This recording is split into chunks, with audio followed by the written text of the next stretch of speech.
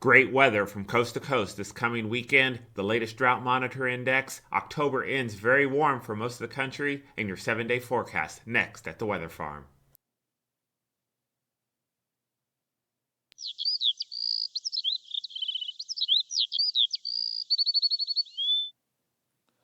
Welcome to the Weather Farm. I'm meteorologist Christopher Hale with your weather headlines for Thursday, October 17th. We have an update from the U.S. Drought Monitor on the latest index. Snowfall is fading in the Rockies, and we have a wonderful weekend in store for most of the United States.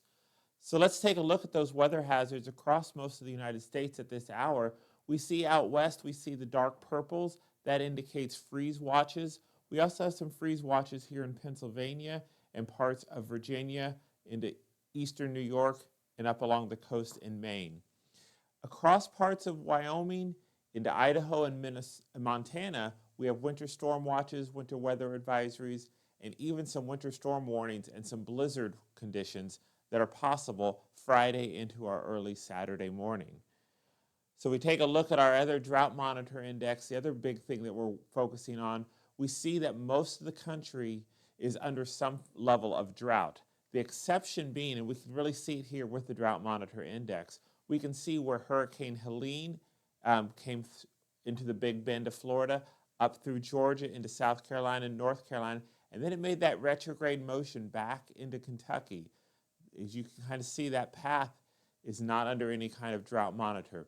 We'll continue to watch this drought monitor, but this situation, I believe, is only going to get worse because we're not really expecting any widespread precipitation across most of the United States over the next 7 days. So let's take a look at our current temperatures across the country at this hour. We generally have temperatures here in the east. We have temperatures that are generally in the 40s, which is a little seasonal for this time of the year, but those 40s all the way extend down into Georgia, which is a little unseasonal. It's about 5 degrees colder than normal. This morning we had temperatures in the upper 30s across parts of northern Georgia and western South Carolina. If we look out across the plains, we see a huge plume of warmth across the central plains extending up into Minnesota and to the Dakotas, where temperatures at this hour are still in the 60s. And then, of course, across the Intermountain West and the Rockies, we expect temperatures to be colder at those higher elevations. We see temperatures in the 30s and 40s. And this is the area that we are going to be focusing on over the next 24 to 36 hours as that colder air moves down from British Columbia into the Intermountain West region. This is what's going to allow some snowfall to fall over the next 24 hours. So if we look at the weather pattern for our Friday, this is Friday at about 5 p.m. We see that low has gone down into the Four Corners region. We see rain primarily in parts of Utah and into Colorado. Snow is flying around southwestern Wyoming. And again, up in British Columbia, we have a heavy bands of snow in those higher elevations. We do have some rain along the coast and some mixed precipitation.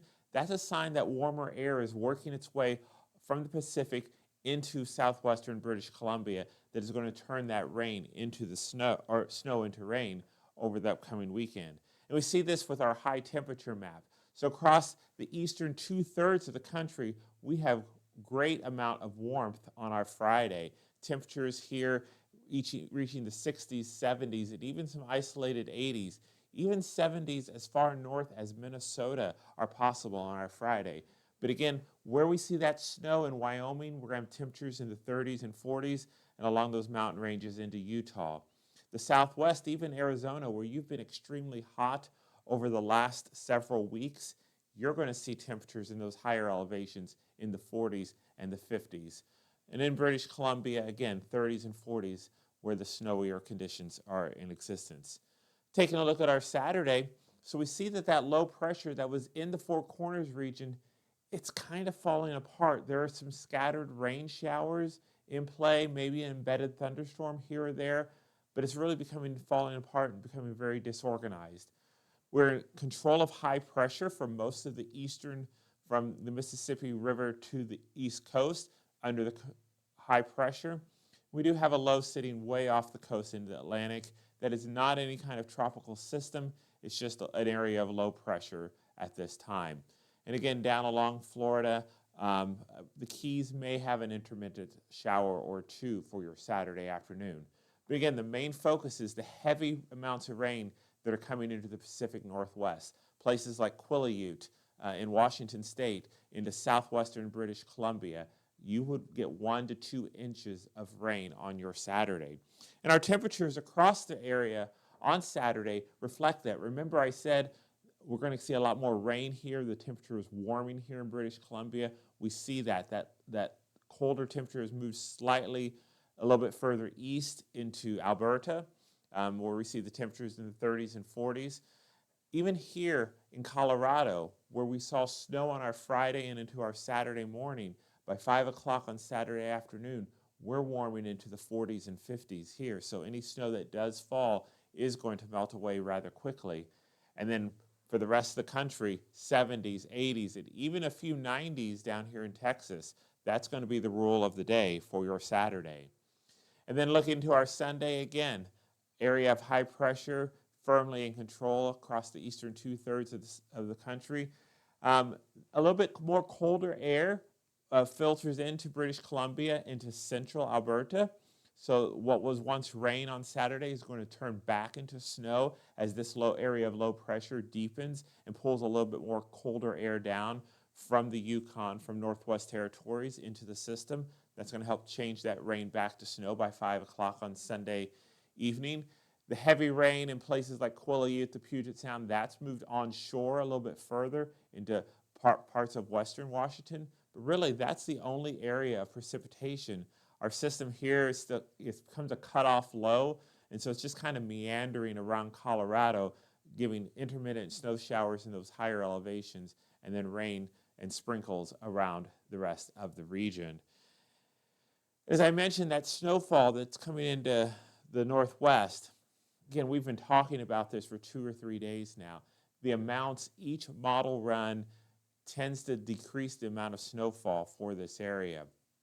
Again, parts near Yellowstone, 2 to 4 inches are likely Friday into Saturday morning. But again, where western Wyoming was in the 4 to 6 inch range earlier this week, 1 inch, maybe 2 inches at best in those higher elevations. Obviously, you get down into Utah and you get down into Colorado, those higher mountain ranges will see 1 to 2 feet of snow potentially, but the widespread snow that we were thinking might occur looks less and less likely as we get into this weekend. And really, as we get past this weekend, there's that upper level low that is over the Four Corners region. The pattern becomes very quiet across most of the United States. It is very much a zonal flow from the west all the way to the east for most of next week. There is a little bit of a dip that happens here in the east on Thursday. It's kind of a backdoor low that's going to back its way in to the Great Lakes region, so it may temper those highs on Thursday a few degrees colder than our Wednesday, but by the weekend, again, we're back into that zonal flow. The warmth returns. There's that little dip that I'm talking about on Thursday, but as we see by Friday, the warmth is spreading back east for that upcoming weekend, next weekend.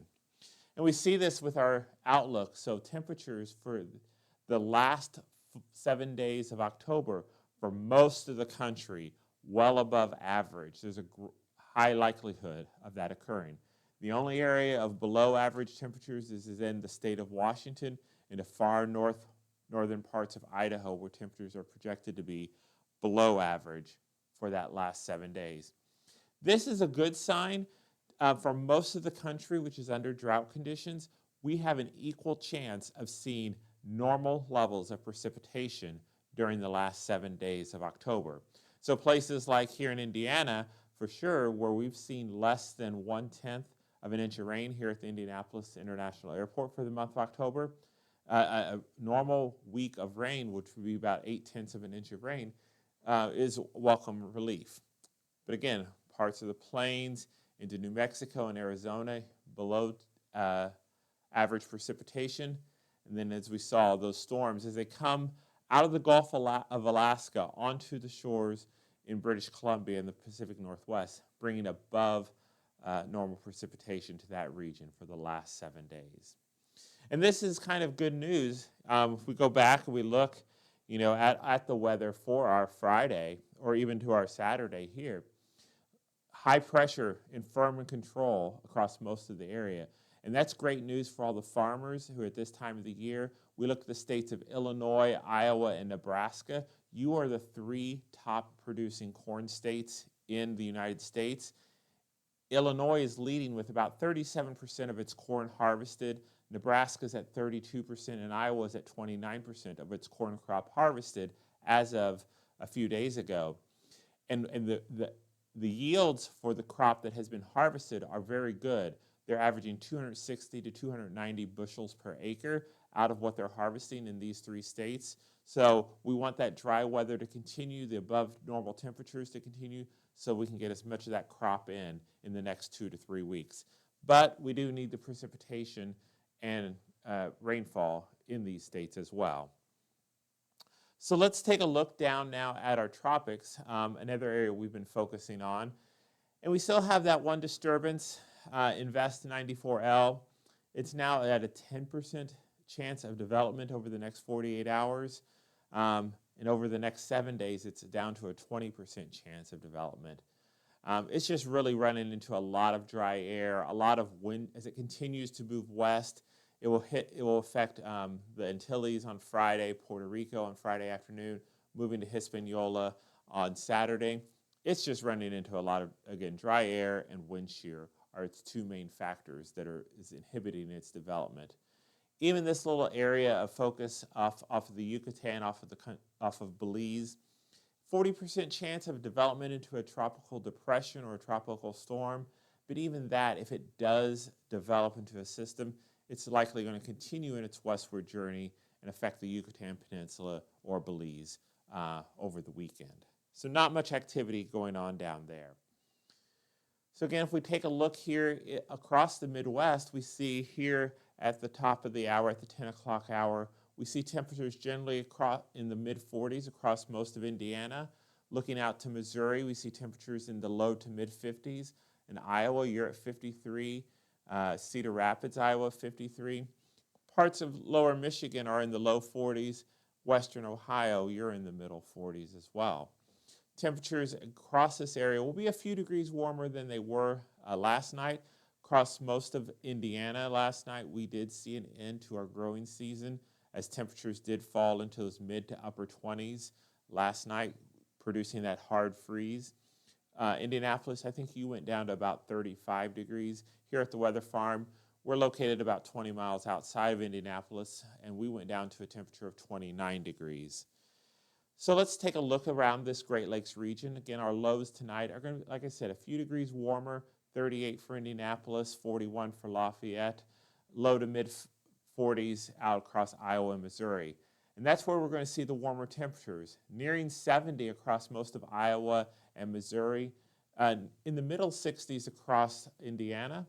And then our lows tomorrow night will be slightly warmer than they were today. We're going to get 2 to 3 degrees warmer each and every night and each and every day as we go over the next 3 to 4 days.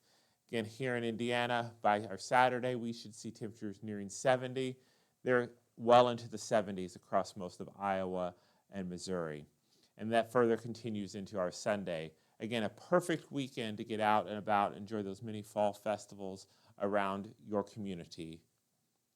So let's take a look at our 7-day forecast for here at the Weather Farm in central Indiana. 66 tomorrow, 70 on Saturday, 71 on Sunday, warming into the low 70s early next week.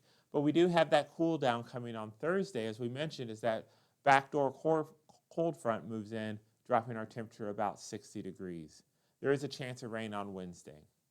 We hope you've enjoyed your time here at the Weather Farm. We hope to see you again real soon.